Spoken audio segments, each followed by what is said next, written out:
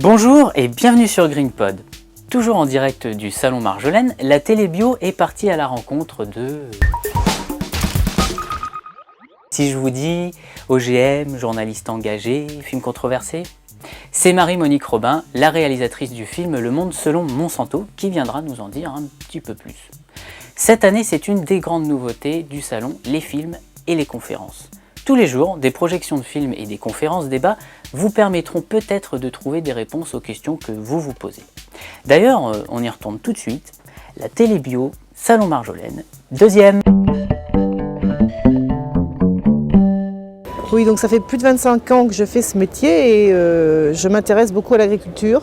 D'abord parce que je suis fille d'agriculteur. J'ai fait beaucoup de films sur l'agriculture dans le monde, en Amérique latine, en Afrique, en Asie, mais aussi en France. Et c'est en travaillant sur ces sujets que j'ai découvert tous les enjeux de la biodiversité, c'est-à-dire la biodiversité qui est menacée par les pratiques agricoles industrielles notamment. C'est comme ça que donc, j'ai fait 3 premiers films qui sont passés sur Arte et qui concernaient la biodiversité. Et ça m'a conduit à Monsanto évidemment, parce que Monsanto c'est le premier semencier du monde maintenant. Premier fabricant d'OGM, mais surtout le premier semencier du monde. Quand on sait que l'enjeu finalement c'est qui va contrôler les semences de la planète et donc le premier maillon de la chaîne alimentaire, c'est un enjeu absolument phénoménal. Et les gens commencent à réaliser de nouveau qu'il faut qu'ils contrôlent ce qu'il y a dans leur assiette, c'est basique. C'est-à-dire que et toute la vie dépend de ce qu'on mange. Il y a une très jolie formule en espagnol qui dit « la vida entra por la boca ».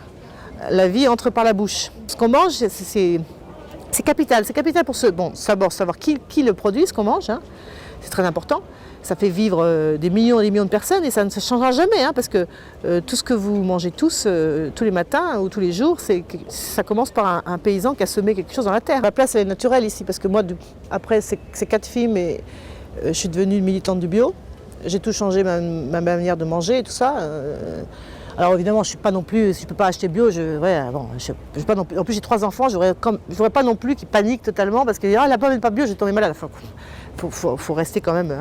Mais en tout cas, j'encourage partout où je vais les gens à consommer bio parce que je dis que c'est un acte politique maintenant.